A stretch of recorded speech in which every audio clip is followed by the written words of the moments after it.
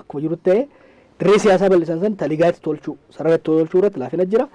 Haaromsa gubbaarraa eegalan kan uummata mirqaaseef abdii kenne san gadi buusuu irratti rakkinni jira. Mormiin har'aatis yookiin immoo hiriirri amma mul'ates hanqinni sun guutamuu qaba kan jedhu. Uummanni waan hojjetame hin irraanfatne. Uummanni sirriitti waan gaarii hojjetame fudhateeti. In fact akkuma Profeesar Jeetti dirree siyaasaa bal'isuu sanitti fayyadame mirga dimokiraasii dhufeef sanitti fayyadameet waan hanqate waan hir'ate waan waadaa galamee fi bakkaan hin gaamiin san ittiin haguutaa gaafii jedhudha kan dhiyeessaa jiru. Jijjiiramni mul'ataa jiru Profeesar sadarkaa naannoo sanii olis gara federaalaatti gara caalaa kan jedhamaa jiru keessumaa erga hoggansi Oromiyaadhaa gara federaalaatti baay'ataa dhufee hoggansi haaromsaa jechuun Dooktar Abiy dabalatee gara Oromiyaatti jijjiiramni mul'ataa jiru laaffataa dhufee hawaasi kan kaasaa jiru maaltu qaawwa kan uumuu danda'e jettanii yaaddu? Jijjiiramni akkasii waa sadii jijjiira silaati yeroo jijjiiramaa keessa jirra. Waa sadii jijjiira. Tokko ilaalcha jijjiira. Attitude ka jedhan isatu jijjiirama. Lammata seerota bahantu jira. Seerota sanatu jijjiirama. Sadaffaan ijaarsa mootummaa yookiis ijaarsa alaatu jira. Isaan kanatu jijjiirama. Waan ergii hoggansi haaraan mootummaa Itoophiyaattis ergii ol baheeti wanni ta'e tokko abdiin jiraachuunsaa ilaalcha namaa waan namni eeggatu sana hedduu geeddareera. Iddoo kaleessa wal abaaraa ture mootummaan ati farra baluuti jedhu sun inni geeddarame jaalala barbaachisaa jedhe kun mataansa waan gaarii godhameera. Seerotatu jira. Seerotni immoo hamma geet tokko geeddaramaniiru hammi tokko immoo kan lafarra gottatamaa jiran jiru. Inni kaan immoo ijaarsa fakkeenyaaf mana hidhaa irratti jijjiirama fiduudhaaf deemaadha jiru. Ijaarsi adda addaa kan jiraachuun irra hin jirre jira kan yeroo duraa mootummaan abbaa irra ijaarrate. Isaan kun hamma tokko hojjetamaniitu jiranii garuu geeddaramsi kuni namni itti dhageessisaa hin jiru amma. Akka mootummaan jedhutti jijjiirama baay'ee finneerraadha kan jedhan isaan. Amma mootummaan gaaf tokko kan inni rakkoon tokko kan anatti mul'atu waa tokko gootee hojiirra ooluu isaa duukaa buutee hin ilaaltu taanaan ummanni immoo waan sana fudhateera jedhee itti dhageessisuu isaa hin mirkaneessu taanaan mootummaan waa ani godheera jettee murtii tokko waajjira keessa taatee murteessitee fi hojiirran oolu. Kanaaf waan meeqa waan mootummaan hojjete iyyuu hojiirran oolle. Mootummaan uummatattuu waan hojjete himaa hin jiru hojjenneera laa kana baradhaa jedhee itti beeksisaa hin jiru. Utuu hojjetaa jiranii utuu baay'ee itti dadhabaa jiranii uummataan hin gahan wanta sana. Sababii kanaafi waan isaan murteessineerra hojjenneerra jedhan suni uummata bira hin geenye jechuun suni beektaa.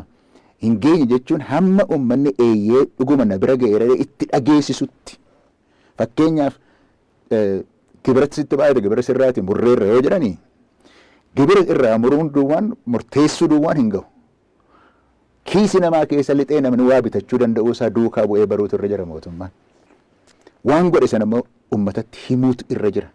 Hanqinni guddaan tokko kan jiru kana natti fakkaata wanni ta'e rakkoo kana kan fiduu danda'u waan hojjetame iyyuu uummataatiin gahaa hin jiru. Goona irra jedhanii uummatatti taa'u isaan. Sababii kanaatii fi uummata bira wanti hojjetame iyyuu bira waan hin geenyeef wanna maqaa siidhae kana keessa bira waan hin geenyeef ittiin dhageessisneef namni ittiin dhageessine karaa qabatamaa kanatu rakkoo jira jechuudha waan godhameef waan dubbatame waan mootummaan godheef waan uummati irraa eegu wal bira hin geenyam sana natti fakkaata. Hiriirri amma deemaa jiru kun duuchaatti hogganoota haaromsaa yookiin mootummaa amma jiru kana kan mormu miti jettee fuula miidiyaa hawaasaa irratti barreessitee Obbo Jawaar maal jechuudha? Tokkoffaa dhaadannoolee dhiyaatanirra waan uummanni jedhurraa warra hirmaateerraa hoolaaltu. Akkasumas immoo bakka adda addaa deemnee waan dhageenyurraa wanni ati agartu maali? Amaanaa itti kenne hoggana kanatti. Sirna abbaa irree kuffiseet amaanaa itti kennee gara dimokiraasii nu ceesisi jedheen uummanni. amaanaa san keessa kan guuteeti san fudhataa jira.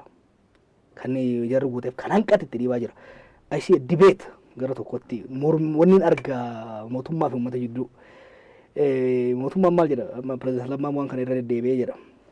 Gabrummaa yeroo dheeraa obsinee akkamitti bilisummaa obsuu dadhabne ejjennoo mootummaati. Amma jarri mootummaarra jiranis kun uummata keenya homaan hin godhanii nutti garaan jabaatan jedheeti konstituensii biraa orma biraa sossobutti biizii ta'e. Uummanni immoo ijoollee keenya barnuuf guutuu qabanii jedheet ciniinnatee itti deemaa jira. Gama mootummaatiin maal jedha alagaa waggaa 150 waggaa 25 baadhattanii akkamitti ji'a 7 nu obsuu dadhabdan xiiqii agarta gara mootummaatiin aarii agarta. Gara ummataatiin immoo sunummaa alagaadha diinarraa maal abdanna hin lollaan malee isin ilmaan keenya nu guutuu qabdan. So this is a debate lamaan jidduu kan jiru. Gaaffii hirmaannaa olaalte poolisiin guutuu keessatti hirmaate poolisiin yeroo kaan waggaa hiriirri godhamu nama ajjeesuu danda'u har'a uummata wajjin bahe uummata wajjin kan hirmaataa ture qondaalonni mootummaa keessa turan siviil sarvisiin keessa ture hiriironni kun hiriirota ammayyaa ture lakkoofsa namaatiin baay'ee guddaa turan cross sectionii hawaasaatiitu bahe kan bahe garuu mootummaan kun nurra haa kufu hoggansi kun nurra haa bu'u kan jedhu nagarre sanii miti uummanni kan jedhaa jiru harkifattaniirtu waadaa nuu guutaa hin jirtanii rakkoo waan haaraan hojjechuu dhiisaati rakkoolee baroota darban keessa jiranis nurraan furre fakkeenyaaf akkamitti erga qabsoofne sirna cunqursaa ofirraa buqqaamne booda akkamitti ammallee ajjeefamna kan jedhu deddeebi'ee ka'a. Hiriira kanarratti ilaalchi farra mootummaa waliigala jiraachuu dhabuusaa kan agartu naamusa isaati. Naamusi isaa baay'ee guddaa ture. Tokkummaan isaa immoo naannoo hundarratti godinoota hundarra socho'uun isaa sun kan si agarsiisu waliigalatti yaadachiisuudhaaf paartiin biyya bitaa jirus hoggansi haaromsaatis nu irraanfateera dirqama isaa irraanfataa deemaa jira yoo itti dhabne achumaan rafa waan jedhaniif tuttuqanii kaasuudhaaf kan godhame fakkaata. Ayya Profeesar waan magaalaa Adaamaatti simannaa OMN akkasuma obbo Jawaar irratti argame irratti waan qeeroon tokko kaasee asitti yaadachiisee darbuun barbaada. Akka nyaanne shanaa marqitee akka dhiifne dhadhaa baqsitee jedhe waan amma itti jirru kana ibsuudhaaf. Kan jechuun isaa akka gabrummaa keessa hin jirran jenne ajjiifamaa jirra. Akka bilisoomne hin jenne immoo akka bilisoomne hin jirru jedhe. Karaa biraatiin immoo mootummaan kun immoo alaa jajamaa jira. International communitiin mootummaan kun tarkaanfii fudhataa jiru baay'ee dinqisiifataa jira. Wanni asitti deemaa jiruu fi wanni bakkee garaagaraatti fuula garaagaraatti irraa argamu immoo fuggisoodha. Wanni wal makaa kun akkitti dhufu. Sadarkaa lamattan ilaala. Mootummaan nuti biyya kanaa yeroo hundumaa biyya alaatiin hin jajama ture. Amma Haayile Sillaaseen hin jajama mootummaan isaa akkam jedhee biyya keessaatii garuu wanti inni godhu adda ture. Yeroo hundumaa mootummaan biyya kanaa maal jedhu legitimacy alaatiitii fudhata. Waan alaatii jedhamuun mootummaan inni amma darbe kun mootummaa darbetti lakkaa kan bara Mallas faan inni Itoophiyaa rising jedhaniiti waan meeqa jechu turan warri alaa waan meeqa nutti himu turan institutionii warra alaa biyya alaa mootummoonni bajetii itti baasanii horii meeqa itti dhangalaasaniiti jechu turan. Inni ergitee ammas immoo jaja biyya alaa fudhatee mootummaan isa biyya keessaa yoo irraanfate akkuma gaafa duriitti harkatti ta'uudhaaf adeemaa jechuudha. Mootummaan alaa akkuma kanadha duru. Yoo ajandaa isaan barbaadan deddeemsisaa jira ta'e hima jechuudha. Mootummoonni biyya alaa qaamolee gurguddaan biyya alaa immoo waan biyya kana keessa deemaa jiru hin beekanis beekuufis hin danda'an. Yoo IMF fudhatte World Bank fudhatte lakkoobsa ilaala. Lakkoobsa jechuun waan biyya kana keessatti oomishame walitti daddabaleeti ilaala malee biyyi kun dinagdeedhaan guddataa jira. Uummanni kun immoo hammam keessaa argataa jira kan jedhu hin beeku. Beekuus hin danda'u. Maaliif keessa deemeen dhaggeeffatu? Ollaa hin qabu keessaatiiti. Ijoollee keessaatii hin qabu. Adaadaaf keessaa hin qabu. Kanaaf waan hin beekne irratti lakkoofsuma ilaalanii parsantii amma kanaan guddatee siin jedhu. Isatu ilaalamee Itoophiyaan kun akkas taate jedhamaa jira barra. Kun gaafatame waan uummanni Oromoos haa ta'u uummanni gara biraas gaafatame sana guyyaan duukaa bu'ee uummatatti simaa waan barbaachisus godhaa yoo hin deemu ta'e uummanni illee obsuuf hin danda'a waan tokko tokko irratti haqaan itti himte. Garuu waan kaleessa baranii soba kaleessa baran itti daddabalanii jennaan inni sigigaatanii akka isaan kufan isaan gochuudhaaf iyyuu hin danda'a. Gaaffiin uummatni gaafataa jiru kuni waan lafarra hin jirre miti. Uumee miti kan inni haasa'u. Waan itti dhageessisutu jira, waan inni beekutu, waan inni argutu jira. Jijjiiramni biraan geenye gaafa siin jedhu eenyu jijjiiramuun akka jiru maaltu jijjiiramuun akka jiru baasee sitti himaara uummanni si'ana. Kanaaf waan alaa jedhamuuf waan biyya keessa jiru kan inni walgatu waan durii jalqabee jirudha. Kanaaf waan biyya keessaa mootummaan dhaggeeffachuu baruutu irra jira. Jejuu biyya alaa duwwaa dhaggeeffata hojjetaa jirra gara jedhu sanarraati of eeggachuudha qaba hedduu. Hogganoonni olaanoon gaaf dubbatan baay'ee jijjiirama biyya kanaaf kutannoo akka qaban hawaasarraa illee tirastii guddaa qabu. Wanni dagatti dalagamaa jiru garuu walitti hin dhufu. Waan kana maaltu fedhe? Keessumaa amma buqqaatii lixa Oromiyaa hoo laallu namni 200,000 hanga buqqa'utti mootummaa kana maaltu dagachiiseetti yaadda? Kutannoo qaban ni qaban. Olis beeynaa ni qaban. Hojiinis agarsiisanii jiran. Kuma reefu jettu uummanni shakkiirraa osoo hin ta'in abdiirraa eegaafii kan kaasaa jiru. Waan abdate qaba. Uummanni murannoo isaaniif kutannoo isaaniitti sabboonummaa isaaniitti amannaan waan dhiigaan argate sirna abbaa irree dhiigaan kuffise san bakka isaa hunoo naaceesi jedhee itti kenne suni isa ilaalamuu qaba. Rakkoon kan jiru reefu waan kaafte fuulleffannaa guddaa kan godhan warra alaa amansiisuu irratti fuulleffannaa godhuun dippiloomaasiin gaariidha. Garuu humna qabnurraa beekumsa qabnurraa parsantiin guddaan 80-90 konstituensii keetii irratti bu'urri kee jibaachuu baannan miilli kee namni odoo surree uffatin fuula haxaataa wallan bu'aan qabu. Mootummaan biyya kanaa amalli ishiisani fuula miidhagfatti rifeensa tolfatti surreen duubaan biintamaadha. Kan jalaan jigee lafadha. Kanaaf amaluma state behavioriin biyya kanaa rakkoo irraa kan ka'edha. Gara caasaa gara gadiitiin akkanatti fakkaatutti isaanis akka himanitti caasaa amma tokko jijjiiranii jiran. Caasaa jijjiiruun qofti gahaa miti. Namni dhaabee yaade keessatti guurame irra jireessi isaa uummata amanamummaa dhabuu isaatiin dandeettii dhabuu isaatiin wayyaanotaaf akka ergamutti kan ijaarame.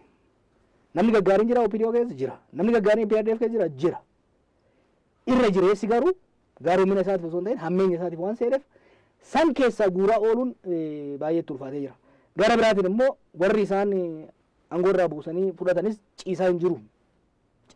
Fakkeenyaaf rakkoo gara Beenishaanguliin dhufaa jiru qabatamaan akka mul'atutti kan hammaachaa dhufe waggaa tarkaanfiin warra meetekii fi warra dahannati irratti waggaa fudhatamaa deemu. Kun immoo deep state jedhama.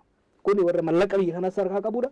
Warra qawwee bira biyya kanaa harkaa qabudha. Warra caasaa biyya kanaa harkaa qabu waan ta'aniif isaanii wajjinis falmaa godhaa jiran. Haa taatu garuu akkuma reefu jetti akkanatti fakkaatutti they took their constituency for granted. Ummata qabsaa'ee achi isaaniin ga'e ummata borus balaan feetee dhufe bira dhaabbachuu danda'u sani ummanni keenya nuuf obsa dura diina kana ajjeefnu akkasumas immoo warra tumsa nuu ta'u kan haasofsobannu kan jedhuun kan ofii irraanfatan kan ofii irraanfachuun kun ummaa maalti fide qaawwa guddaa itti fide surree duubaan jalaa biinte jechuudha.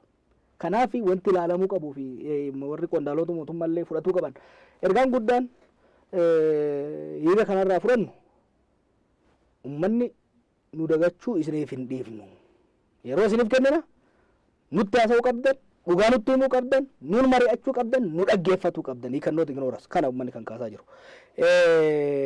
Waliigalatti kan amma gara ummataatiin bal'inaan kan darbaa jiru kan mootummaa qofa miti. Gandummaa balaaleffate ummanni murnummaa balaaleffate ergaan kun mootummaa qofaaf yookiin immoo paartii biyya bulchu qofaaf jennee fudhanne dogongora. Paartilee siyaasaatiin illee maaliif calliftan mootummaa qofaa miti waa'ee amma rakkoo lixaatis rakkoo adda addaa Oromiyaa keessas biyya kana keessatti godhamu kan qalbii ittiin kenninii fi irraa dubbachaa hin jirre paartileen mormitootaa illee irraa dubbachaa jiran irraa dubbachuu qabdan akeekkachiisa kennaafii jira tokko ta'uu qabdan jaaramuu qabdan dhuftanii jaaruu qabdan you have to get serious kan jedhu ergaan isaaniif darbaa jira jechuudha. Kanaaf mootummaafis rafinaa hin mugina nurraas addaan hin citina nutti haasaa waan dandeessan nu godha waan hin dandeenye yeroo nu kennaa jedhaati nu gaafadhaadha. Warra mormitootaanisis kan jirtan Finfinnee qofa taa'uu miti walitti koottaa kan jedhudha. Amma bu'aa buusaa jira akka jiruun arga. Fakkeenyaaf boru paartiin jiran paartileen biyya bulchus paartileen mormitootas bakka tokkotti akka wal gahan oduu argaa jirra jechuudha. Kun egaa kan si agarsiisu dhiibbaan sun bu'aa buusaa jira. Mootummaan siree deddeebi'ee ibsa kennaa jira. Ibsi garuu gahaa miti. Uummanni Oromoo eega maglacaa nyaatee rafuu dhiisee tutturee jira jechuudha. Ibsa ejjennoo dhiisee jira. Mootummaan irraas ibsa ejjennoo qofaan satisfaay ta'uu dhiisee jira. Mormitoota irraas ibsa ejjennoo baaftee borumtaa bakka ijjatte san hojiidhaan mul'isuu danda'udha qabda. Kanaaf mootummaan rakkoolee uummanni kaasisan machee rakkoolee bulchiinsaa haaromsaan wal qabatu, rakkoolee daangaan wal qabatu, rakkoolee poolisiidhaan wal qabatu saffisaan furuun barbaachisaa natti fakkaata. Ergaa gaarii hiree gaariillee ta'a natti fakkaata. Kanarra baay'ee kan fayyadamu qabu mootummaadha. Baay'ee maaliif uummanni kun akkanatti bahee eegee dhumarratti ofirraa rukuturra akeekkachiisa dursee itti himuun sun I think mootummaadhaaf waan gaarii natti fakkaata. Profeesar gara keessanitti dhufaa akkuma obbo Jawaar kaasan yeroo baay'ee mootummaan ibsa ejjennoo baasuu irratti rakkina waaraan yookiin sustainability furuu irratti osoo hin taane duula abidda dhaamsuu irratti xiyyeeffata. Kana maaltu dhaleetta?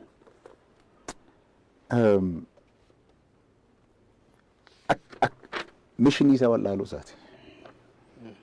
Maalirraati madda wanti kun yoo jette akkuma mootummaa yeroo kaanitti of ilaalan mootummaa isa kaleessaa miti ergee jedhanii mootummaa isa filannoodhaan dhufe miti ergee jedhanii mootummaan kun isa kanarraa isa kanatti kan ceesisudha. Sababii kanaaf dhimma ce'umsaa kana akka maalii irratti fookas godhanii hojjechuun barbaachisaadha ture.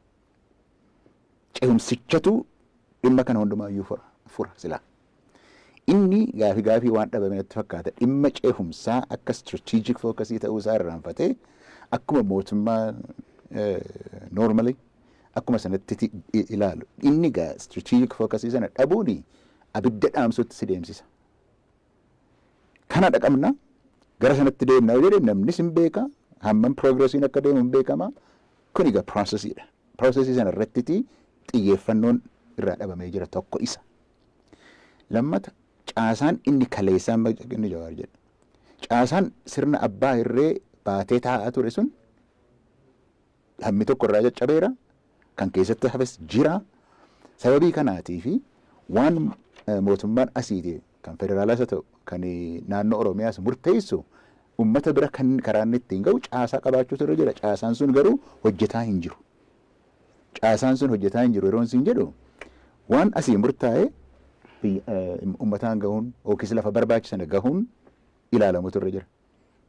Decision jechuun murteessiteetti jechuun hojiirra ooleera jechuu miti. Hojiirra ooluu isaa sana immoo kanatti ilaaltu assess gochuudha barbaachisa. Waan hin talle paalisiin hin ta'a. Hojiirra oola. Hojiirra oolee immoo wanta xiyyeeffame sana ilaaluun assess gochuudha barbaachisa. Yoo kun jiraate asiis caasaa qabaate gadiin bu'a yoo ta'e waa tokko murtoon sun dhaqee akka jaadametti hojiirra oola yoo ta'e achiiti immoo ol odeeffannoon hin dhufa yoo ta'e gara mootummaatti hin dhufa yoo ta'e structuring sun jiraase processiin sun hin deematu ta'eetiiti xiyyeeffannoo sana hojiirra ooluudhaaf jechuun strategic focusii sana hojiirra oolchuuf hin garuu rakkina kana lamaantu jira. Caasaa sanatu iddoo iddootti immoo caasaa sanatu iyyuu gufachiisaanii jira. Maaliif jijjiiramti kun akka inni dhufu kan hin barbaannetu jira. Rakkoo guddaan isa natti fakkaata. Akkaataan itti hojjetamaa jiru akkanaan natti fakkaatutti fagoo ta'e kan ilaalutti waanuma gaarii ta'e hundumaa yeroo hundumaa wal duukaa hojjechuudha barbaadu. Gaarii waan itti fakkaate hundumaa hojjechuudha barbaadu wal duukaadha hojjetu. Sababii kanaatiif xiyyeeffannoon sun dhabamee lafuma haalletti gaafa yaadi kee hiramu warri si gufachiisuu barbaadan sitti cimaadha deemu jechuudha. Waan akkasiitiin natti fakkaata. Poolisii qulqulleessanii baasanii hojiirra oolchanii duukaa bu'anii immoo ilaalanii informationiin sun asii gadis asii olis karaa inni deemu sirriitti hundaa'uu qaba. Akkasumatti fakkaata rakkinni jiru. Dhimma wal fakkaatata irratti yaada akka kennitu barbaada Jawaar. Nullee irra deddeebi'ennee iyyaa kan turre rakkinooti Oromiyaa keessatti amma deemaa jiran kun fala akka barbaadan isinillee iyyaa turtanii ce'umsi kun milkiin akka xumuramu garuu mootummaan abidda dhaamsuu irratti xiyyeeffata yeroo baay'ee maaliif jetta? Ibidatu qabata qaba bakka hedduudha. Dura dogongorra hojjetame beekta. Akkuma Profeesar Jeetti akeekni maali? What the mission? Dirqamni mootummaa kanaa maali? Ani mootummaa ce'umsaati jedhee fudhachuu irraa qabu qaba. What the mission? Ati amma ganama hoggaas dhuftu har'a oduun hojjedha. Mishiniin kee oduun hojjedhaadha. Callattee dhuftee maalan hojjedhaa ganaan bara dhaweetti rakkoodha. Oduu hojjechuudhaaf turtee sagantaa irra yookaan taate oduu sodoo hojjetin sagantaa sodoo hojjetin yeroo oduu si jala darbe yeroo sagantaa si jala oollee osoo takka hojjenne deemtaa boruun hojii rakkoo seetta jechuudha. Oodiyensiin keetis oduu yeroodhaan hin dhaqqabsiiftuu fi sagantaanis hin taane lama dhabda.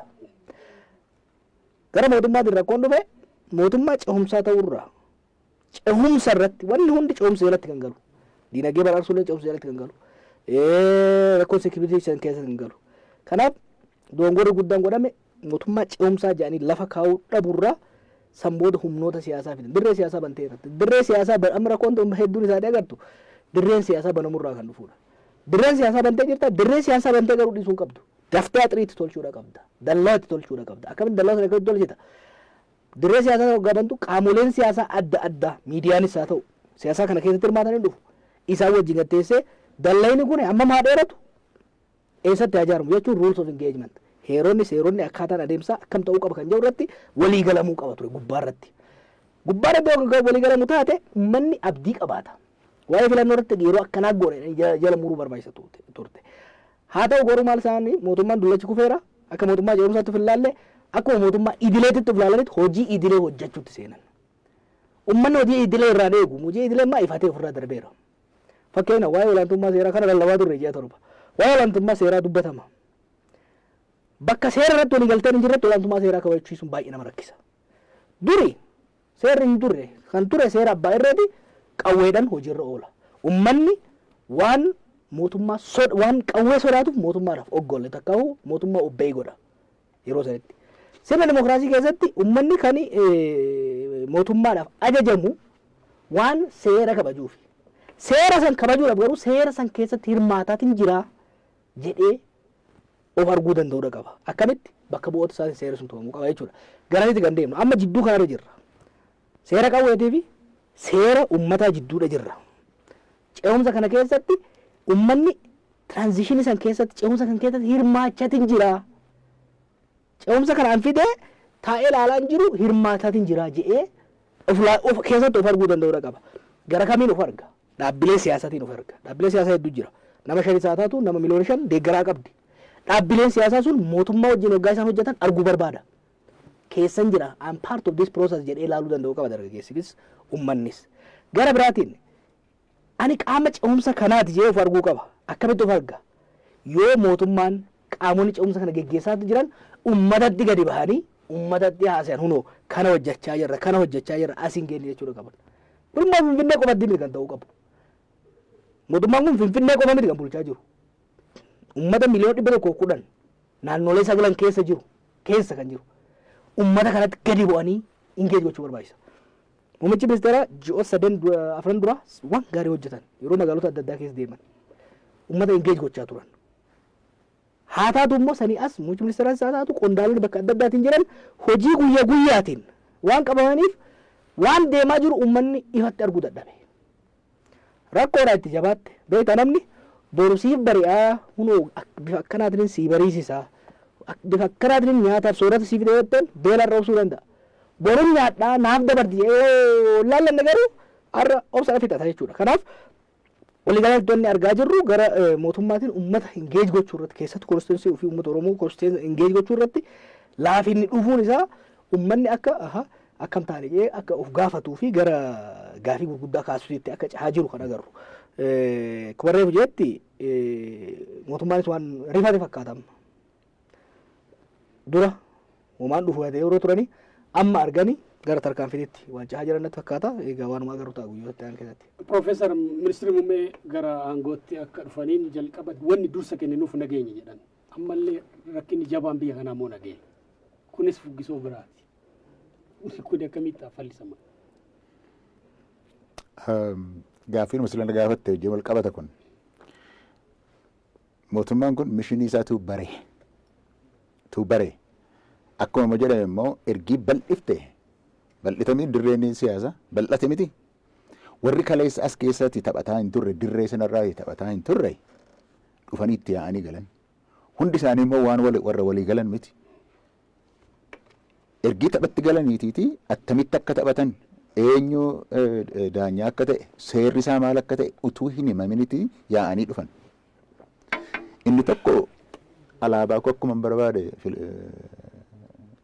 fannifachuu nan danda'a. Inni tokko dhufee immoo anis nan fannifadha dhufe hin fannifattu jechuun walitti bu'iinsi dhufe. Sababni kun maaliif?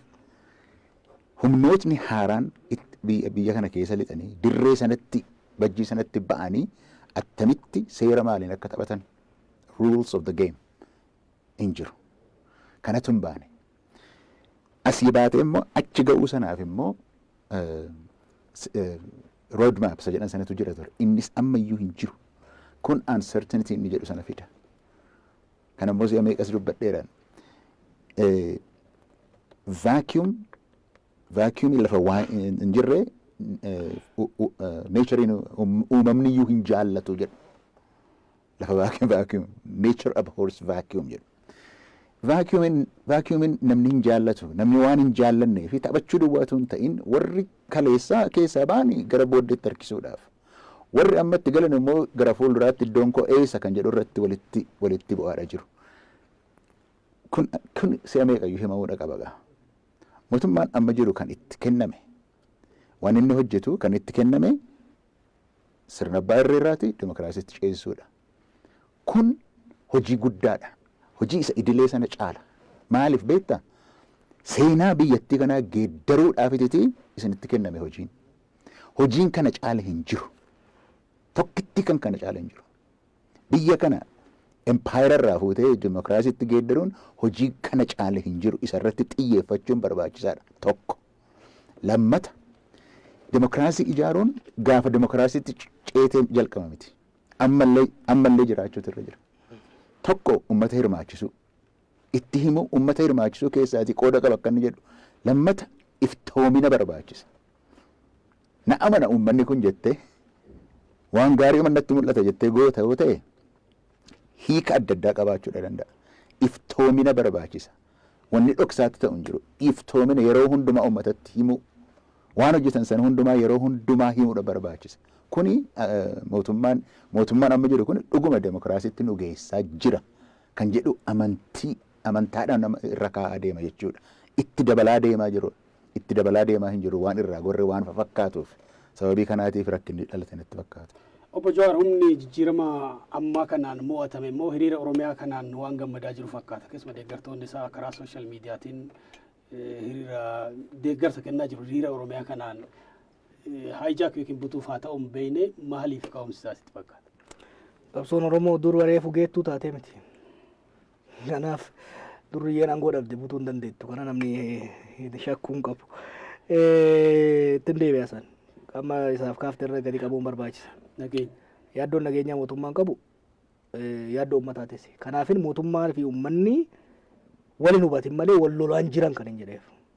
Gaafii dhiyeessaa jira malee itti duulaa irratti fincilaan jiru kan hin jedheef. Gaafiin mootummaanis kan waajjaa jiru waa'ee nageenyaati. Uummannis kan dubbachaa jiru waa'ee nageenyaati. Nageenyi garuu kophaasaa waan dhaabbatu miti siyaasadhaan wal qabata. Rakkoon nageenyaa kun akkuma reefu jenne mootummaatiin mishinii isaa sirriitti beekuu dhabuu fi saffisaan dirree siyaasaa bane sanitti dallaa tolchuu dhabuurraa kan dhufu ta'a. Nageenya kana waan lamatu booressaa jira natti fakkaata. Waan sadillee jechuu dandeenya. Waan sadii haa jennuuni. Waan sadiitu booressaa jira.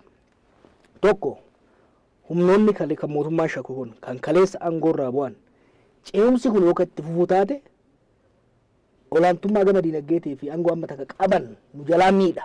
Seeratti dhiyaanna hin adabamne jedhan rafaan jiran caasaa qabanitti bakka rakkoo uumaa jiran. Garuu isaan qofatu kana godhaa jira lafatti miti. Bakka citaan hin goggoginitti kibriita feetiyootti oolte hin qabatu.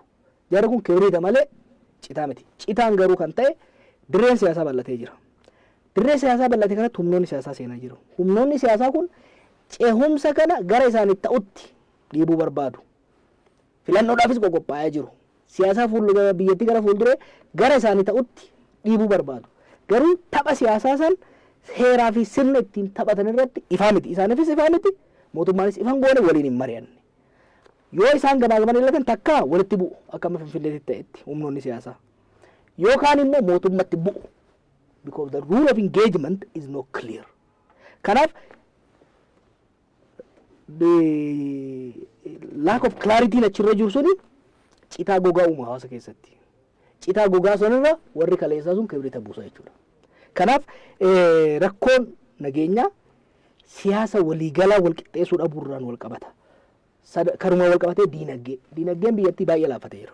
Tokko qabsoo yeroo goonus diinagdee biyyattii laafsheessuu irratti waan fuulleeffanneef trade volume takkaa'u qabeentaan daldalaa baay'ee laaffatee jira. Investmentiin baay'ee laaffatee jira. Waan tarkaanfii qeerrootu irraa hafe wayyaanonni kaayinaa duwwisanii deemanii jiranii gaafa immoo diinagdee laaffisanii jiran. Amma rakkoo gaazaatti jira. Rakkoo dhiyeessii adda addaatti jira. Ukkaamsanii taa'aa jiru. Maaliif wal qabata jechuudha jara kaan wajjin.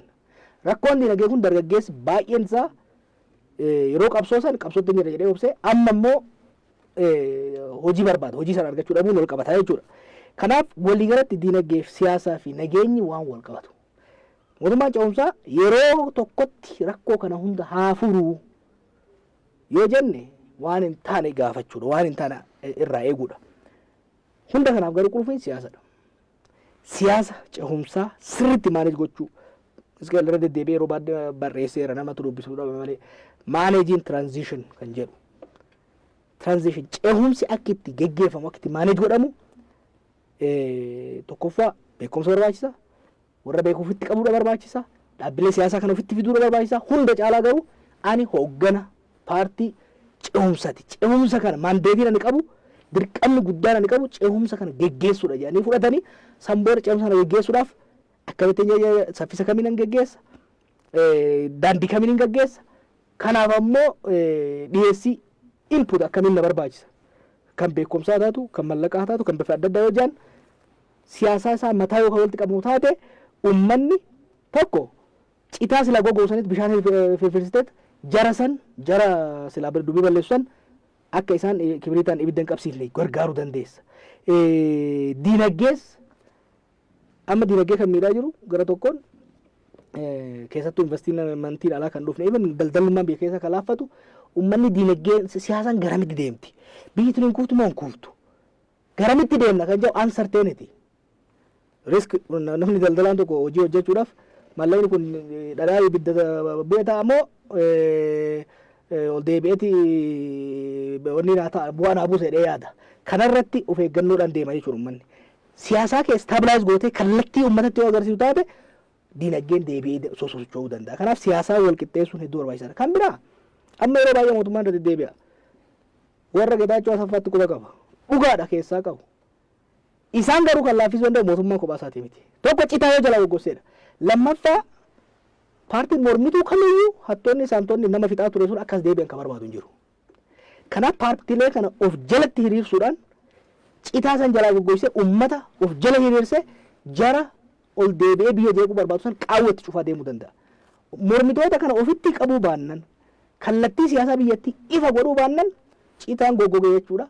Jarri sun hiree argatee biyya walitti naqaa deemuu danda'a. Kana haalli jiru. Warri hiriirri kun gammachiisu hin jira jedheen ture. Isaan warri isaan gammachiisu kun yeroo isaa miti. Warra nama gammachiisa. Irra guddaa warra aangoo irraa darbee amma mana hidhaa dhaquu hin barbaanne waan saaman deebisuu warri hin barbaanne jeequmsa kana baay'ee barbaadanii gara jeequmsatti akka deemu barbaadan. Hedduu amma kan isaan aarsu hiriirri kun naamusa ta'uusaa fakkeenyaaf hiriirri akka naamusaan deemu akka namni wal ajjeesetti akka mootummaa irratti fincilanitti akka mootummaa kuffisuu jedhanitti dhiyeessan kana waan barbaadaniif maaliif mootummaan isaan baatiin hin barbaaduu dhiisee ummatatti akka garagaluu barbaadu. Ummannis mootummaa cina dhaabatee jara akka barbaadu hin barbaadan. Kanaaf isaaniif ifa. Warri biroo immoo jiru. Kun waa'ee Oromooti kan dubbannu. Addunyaarra akka Oromoo diinaa hedduu qabu waan jiru irratti fakkaatu. Kanaaf Oromoo walitti garagaluun ummanni Oromoo hoggana Oromoo irratti finciluun akka isaan yaadanitti of course mirqaana guddaadha fidaaf jechuudha. Warri biraas jiru warri kana godhan. Kanaaf jara san qaanessuun kan barbaachisu ummatas gadi qabuudhaan miti. Ummata dhaggeeffachuudhaan waan ummanni jedhe san guutuudhaan ummannis waan godhu kana qabatamaan ummanni keenya baay'ee qaroomee jira gara qabsoo nagaa kanaan naamusaan tokkummaan deemuudhaan gaafii isaa sirriitti lafa kaa'uudhaan haalli ittiin deemame sun kan jara qaanessa ta'ee hin argadhe. Profeesar gaaffiin uummataa kun galma isaa rukutaa jiru isinitti fakkaata? Ayyee mootummaan hin dhagahaa jedhee yaada. Maaliif akkuma ammaa haasa'aa turtanii warri aaran jiru mootummaa akkam wanni nu hojjenne sun nurraati fudhate kan jedhan eenyu akka ta'an hin beekna miti. Paartiin ani akkasitti dhaabeen attaminarraa fudhatee jedhanii warri aaran sunis amma itti sagalee tokko dhageessisuu jalqabaniiru. Paartiilee warra alaa galan keessaatiiti tokko isaanitti kennamu akka jechuu akka isaaniin jaallatanii fakkeessuudhaaf. Amma dubbiin kun dhagahameera taanaan mootummaan dhagaheera taanaan waan uummanni gaafate. Dhagahee immoo tarkaanfii fudhachuudhaaf qophaa'eera taanaan kanumadha kan barbaachisu. Mootummaa kanaan dura waggaadha guyyaadhaan magaalaa adda addaatti hiriirris karaa cufuunis gabaa lagachuunis mormiin adda addaa kan godhamaa ture mootummaa kuffisuudhaaf. Amma kun mootummaa kuffisuudhaaf miti. Kuffistee isa kamiin gargar baasuudhaaf. Kuffisuudhaaf miti. Mootummaan garuu kana beekuutu irra jira. Mootummaan ilaa uummanni keessatti himataa jira. Waan uummanni keessatti himee dhaggeeffatte mootummaan dhagahee akka dhagahee uummatatti hime dhagaheera sagalee kana dhagaheera hojii kanarra oolchee yoo jedhe kun waanuma jiru ta'uutu irra jira gara fuulduraatti iyyuu. Garuma fuulduraatti iyyuu uummanni akkuma jalqaba irratti jedhe mirga demokiraasiitti dhimma bahuudha kun. Mootummaan gaafa irraanfatu na irraanfatte jedhanii yaadachiisuun ammaa fi gaheeran jedha. Sababii kanaatiif iyyuu irraati xinnoo lajab gochuu barbaachisa. Keessumaati immoo magaalaa gudditti Itoophiyaa keessatti fidanii akka namoonni ammatti jette kun humnooti adda addaa kunoo mootummaa yoo finciluutti jalqabaniiru silaayyuu bulchuu hin danda'an akka jedhamuu sanatti hin deemsisnetti magaalaa guddittii kana keessatti kan deemuudhaaf adeemu sun inni iyyuu lajab godhachuudha qaba. Iddoo kan biraatiyyuu dhageessifateera uummanni himateera. Iddoo adda addaattis yeroo jawaarfaas deeman himateera. Mootummaan akka dhagahu himateera. Ergii bakki galasaa mootummaa kuffisuudhaaf hin taane sirreessuuf ergi ta'e mootummaan dhageessifatteetta kana caalaa waan dhageessifattu hin qabdu.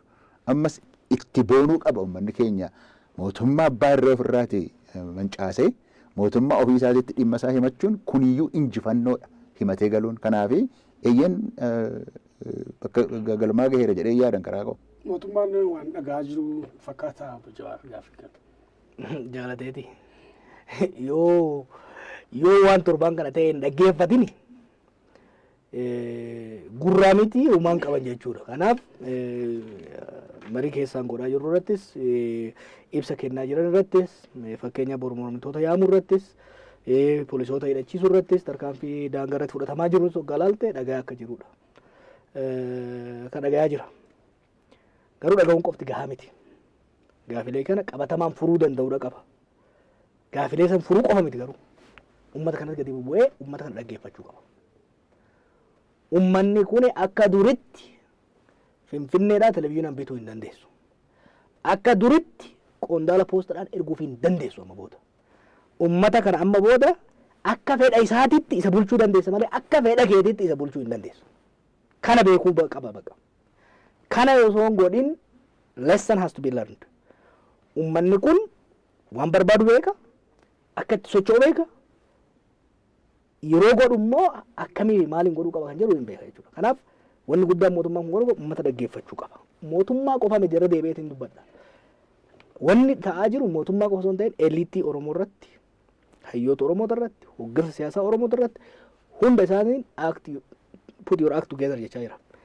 Akka nu dura akka hoogganotaatitti wal ta'aa karoora baasaa nu jaaraa nu deemsisaa nu ceesisaa kan jedhu ifa keessattuu waan tokkummaa irratti gadi cabsee murnummaa xireeffatee uummanni kan dubbataa jiru. Kanaaf jaarmaalee siyaasallee kanarraa waan guddaa fudhachuudha qaban. An akka yaada kiyyaatti it was very successful. Of eeggannoon deemu barbaachisa. Amma akkuma garteetti warri waan ta'etti gagammadaa jirani gammadanii hin dhiisan. Walitti buusanii mormiirraa gara jeequmsaatti akka jijjiiramu. Hiriira nagaatirraa gara wal miidhuutitti akka poolisii uummata amma poolisii fi uummanni akkas tokko ta'ee deemuun baay'ee isaan aarsa. Baay'ee isaan gaddisiisa. Amma isaan akka waan Oromiyaa keessa nageenyi hin jirreetti kan dubbatan miti. Poolisii fi uummanni wajjin deemuun garuu poolisii uummanni hammam takka akka wal amanu. Uummannis poolisii hammam takka akka amanu, poolisiin uummata hammam takka akka amanu waan agarsiisuuf nagaya. Isaan immoo nagaya barbaadan hin barbaadan. Kanaaf yoo haalli kan itti fufuu taate kana caalaa yoo itti fufeessi mootummaan erga dhaga'ee jiru deebii akka kennu yeroo kennamuufi qaba. Sanbira immoo akka deemu taate isaaniif hiree kennutu poolisii fakkaatanii uummata rukutuu danda'u. Uummata fakkaatanii poolisii rukutuu danda'an. Kun immoo tokkummaa uumame kana, cimina uumame kana, naamusa uumame kana kanarraa maisuudhaan ajandaa ofii fedhii ofii geggeessuu irratti akka itti fayyadaman karaa bara kana ofirraa dhaabuun barbaachisaa fakkaata. Gaaffiin uummataa hedduudha. Profeesar ammaachi fuulleffannaan mootummaa maal ta'uu qaba? Yeroo yartuu keessatti gaaffii hawaasaa deebisuun hin ulfaata waan ta'eef bifa kamiin hawaasatti gadi ba'uu qaba mootummaa sichi? Tokkoffaa dhagahuun isaa sun dhageera gurraannituu hin ta'in nattuu dhageessiseera jechuutu irra jira. Natti dhageessiseera. Roorroon kee kuni namni du'uudhaan wanti sadhe anattuu dhageessiseera akkuma namaattu simpatii agarsiisutu irra jira. Wanti kun sirriidha jedhee gurraan dhageeraa duwwaa miti. Tarkaanfii qabatamaa fudhatuutu irra jira. Ajjeechaa kana amma numayyuu akka waan itti barree nutti ta'eera. Namni ajjeefamuun waanuma yeroo hundumaa ta'u ta'ee itti baraa dhufne irra argite. Itti baruun nurra hin jiru. Mootummaan dhaggeeffachuu duwwaatu itti dhageessisuu isaa sana agarsiisuu kan hin danda'u. Uummata bira dhadheetiti, uummata sana wajjin haasofteetiti, qabdeeti, uummata sana itti buute akkasitti agarsiisuudha qaba. Hammam akka itti dhibame, akka itti dhimmames. Hojiin immoo hojjetamuutu irra wanti gaafatamaa jiru waanuma dhugaadha. Waanuma uummatatti itti dhageessee jiru ajjeefamuun dhaabbatee jiru dhaabbachuu qaba. Mootummaan of eeggatee karaa seera qabeessaan uummataa wajjin hojjechuudhaan ajjeesa kana dhaabuutu irra jira. Akka Jawaar jedhes immoo gargaarsa barbaachisa mootummaa kana keessumaa warra paartilee mormitoonni iyyuu kanarratti ce'umsa kana iddoodhaan gahuudhaaf jeequmsa ofirraati hambisuudhaaf tokkodhaan mootummaa wajjin yoo ilaalcha adda addaa qabaanne iyyuu kanarratti nuyi tokkuma kan jedhu iyyuu irratti gargaaruudha barbaachisa. Uummannis simatee waan mootummaan jedhu sana hojiirra oolchuudhaaf deeggaruudha barbaachisa. Maaliif yoo jette wanti amma karaa kana kan deemaa jiru yoo karaarraa cehe hunduma keenya gaaga'a. Waanuma barbaannu sana hundumaa nurraa balleessa. Nagaan hin jiru taanaan homtuu hin jiru. Sababii kanaatiif tarkaanfiin fudhatamu kun tarkaanfii itti fufiinsa qabaachuu irra jira. Uummataa wajjin ta'uutu irra jira. Akkuma poolisiidhaaf uummanni wajjin hojjetu dhimma kanatti cimsuutu irra jira mootummaan. Jawaar gara xumuraatti finnee jirra. Dhimmooti dursa kennuufii qabu mootummaan ammatti bu'uura gaaffii hawaasaatiin maalidha? Hawaasi sichi fuulleeffannaan isaa maal ta'uu qaba? Haalli kun akka dhufu dursee barreessaan ture. Karaa Morsiitti moo karaa Qeerroo deemna kan jedhu. Ijiptitti maaltu ta'e? Yeroo baay'ee warraaqsi akkanaa sirna abbaa irree kuffisa.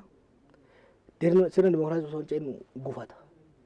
Kun kan ta'u dongorri xixiqqaan waan hojjetamuuf. Ummatuma Hosni Mubaarak bahee kuffisetu Morsiis ka'ee kuffisee sirna abbaa irree ofirratti deebise. Kana namni sirriitti hubachuu danda'u qaba. Akkanatti godhe. Warri silaa ce'umsaa sun akka ce'umsaatti of laaluu dhabuudhaan ummataaf hoggana siyaasaa murna siyaasaa adda addaaf jalatti qabatanii ce'umsa waloodhaan ittiin deemuu dhabuurraa kan ka'e qaawwa banatu. Haalli warri immoo warri intelligensii warri adda addaa kun diinagdeen akka laaffatu godhu bifa adda addaatiin nageenyi akka boora'u godhu bifa kanaan ummanni nageenyas dhabee diinagdees dhabee fincilatti deebi'a jechuudha. Kun akka hin taane of eeggannoo. Kanaaf wanni amma torbaan kana ta'e waan gaariidha. Isa warning shot. Waan gaariidha mootummaa kanaaf ce'umsa kanaaf illee waan gaariidha wanni jiruuf. Kanaaf mootummaan fuulleeffannaa kan inni godhuu qabu gubbaarraa eegaluu qaba. Hoggana siyaasaa wajjin gadi taa'ee daandii taraaruu road map kan jennee san daandii san taraaruu qaba. Akka Oromoottis akka Itoophiyaa walii galaattis road map sirriitti muummichi ministeeraa torbaan darbe mootummaa sadarkaa Itoophiyaatti waan eegalan qabu suni gadi bu'uu qaba. Waa dalaguu osoo hin ta'in wanni dalagamu sun immoo uummatatti communicate godhamuu qaba. Uummatatti sirriitti ibsamuu qaba. Yeroo social mediaati. Yeroo odeeffannooti. Odeeffannoo waayitawaa, odeeffannoo dhugaa uummataan gahu. Uummataan miidiyaan qofa osoo hin ta'in uummatatti immoo gadi bu'anii dhaggeeffachuu fi dhugaadhaan ibsuu fi barbaachisa. Hogganni siyaasaa kanammoo mootummaa qofa irratti quba qabnee kan teenyu ta'uu hin qabu. Hogganni siyaasaa bifa adda addaatiin jiru ce'umsa kanarratti walii tumsuudhaaf waliitum sooggaa jennu cabcaabee akka ta'uufi miti ejjennoo isaa qabatee yeroo ammatti jaarmaan siyaasaa jeequmsarraa dantaa qabu waan jirutti fakkaatu hunduu ce'umsa barbaada kana paartii biyya bulchuu wajjin hogganoota wajjin hayyoota wajjin walitti dhufuudhaan bifa ititaa fi bifa wal hubannaa qabuun ce'umsa kanaaf daandii saaquu irratti fuulleffachuudha hojiin guddaan kan siyaasaa ta'uu qaba siyaasaa wal qixxeessuu san cinatti hojiin dinagdee hojjetamuu qaba akkuma nama dura yeetti yeroo ce'umsaa kanaafuu haara mootummaan akka galfatu kaatiree reefu jette ibidda dhaamsurraa akka beeku barbaadu taate tokko karoora fi roodmaappidha kan lammaffaa dinagdee gara gadii sana irratti kadhannee saa taatu liqeeffannee dinagdee gara gadii gargaaruu danda'uudha qabna magaalota irratti karaa hojjechuudha bifa adda addaatiin hojii yeroo uumuudhaan dargaggeessa kana garasitti hammachuu akkasumas lookal ikoonomii kan magaalota keessa jiru suuqiilee adda addaa kan maal kun akka daddafee ol deebi'u amma yoo gama adda addaatti yoo ilaalte magaalonni baay'ee du'aa jiru laaffataa jiru dinagdeen sanirratti hojjechuu barbaachisa bifa sekiuritiitiin kanas ummata wajjin ta'uudhaan mormitoota hayyoota wajjin ta'uudhaan hojiin security guddaan hojii siyaasaatiin wal qabatee deemuu danda'uudha qaba kanaaf kana sadeen wal cinaa deeman prioritiin guddaan garuu ce'umsa irratti fuulleffachuun itti fakkaata. Ayyee keessummoota keenya Profeesar Hisqeel Gabbisaa akkasumas obbo Jawaar Mohaammed dhimma yeroo irratti istuudiyoo keenyatti argamuudhaan yaada nu qoodaniif maqaa daawwattoota Oromiyaa Miidiyaa Neetwoorkiin guddaa isin galateeffadha. Ayyee daawwattoota Oromiyaa Miidiyaa Neetwoork dhimma haala yeroo irratti keessumaa hiriiroowwan Oromiyaa irratti kan xiyyeeffate qophiin keenya haala yeroo kanumaan xumurameera waan nu daawwattaniif galatooma.